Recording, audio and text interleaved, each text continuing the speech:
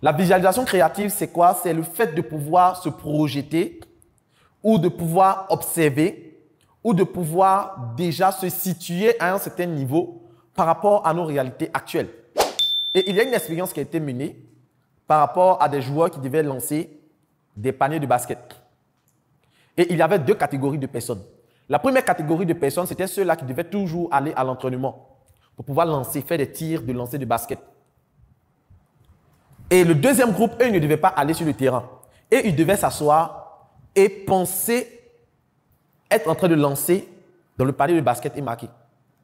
Et ce qui s'est passé le jour de l'évaluation, c'est que ceux qui partaient pratiquer, effectivement, ils ont surpassé ceux qui ne sont pas partis pratiquer. Mais ce qui s'est passé, c'est que malgré que d'autres étaient assis, en train de penser à lancer le panier, il y a d'autres parmi ceux-là qui ont réussi également à faire de bons résultats, comme ceux qui partaient s'entraîner. Parce que notre cerveau ne fait pas de nuance entre ce qui est réel et ce qui est réaliste. Le cerveau ne fait pas de différence entre ce qui est réel et ce qui est réaliste.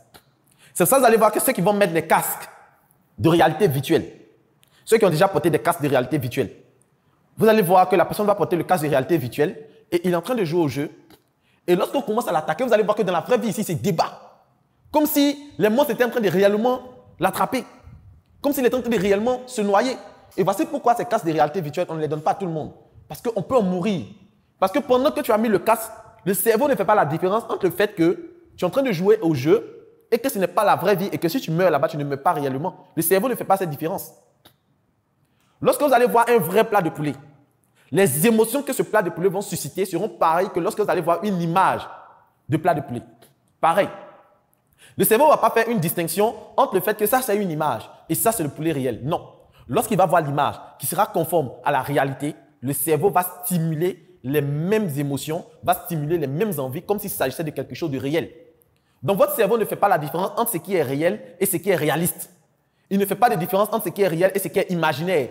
C'est pourquoi lorsque vous allez commencer à lire une œuvre et qu'on va commencer à vous parler, on va commencer à vous décrire le décor, on va commencer à faire le portrait de la personne, vous allez commencer à visualiser la personne.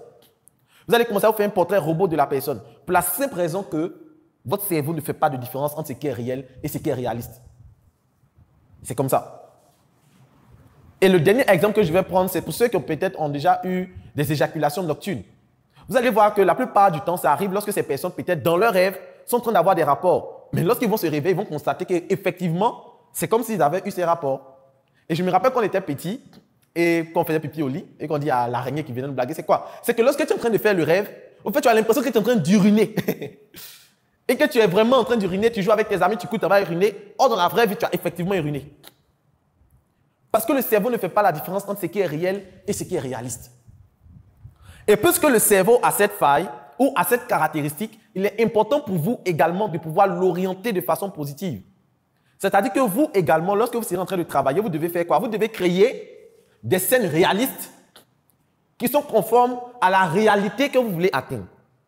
Vous devez créer des scènes réalistes qui sont conformes à la réalité que vous voulez atteindre. Et votre cerveau ne fera pas de différence. Parce que le cerveau pensera que c'est vrai, que c'est réel. Et c'est ainsi qu'on va travailler sur la vision, la visualisation créative. Le deuxième point, c'est les affirmations positives. Comme je l'ai signifié, le cerveau ne connaît pas la négation. Et si on vous demande de ne pas penser à un élément, vous allez penser à l'élément.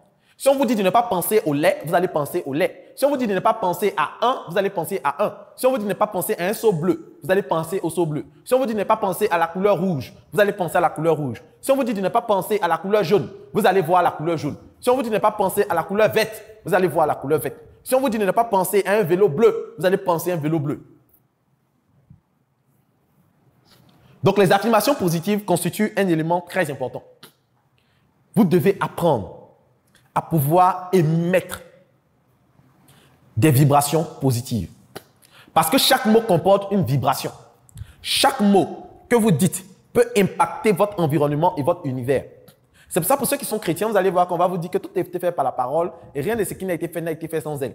Et on va vous dire que la vie et la mort sont au pouvoir de la langue, sont au pouvoir de la parole.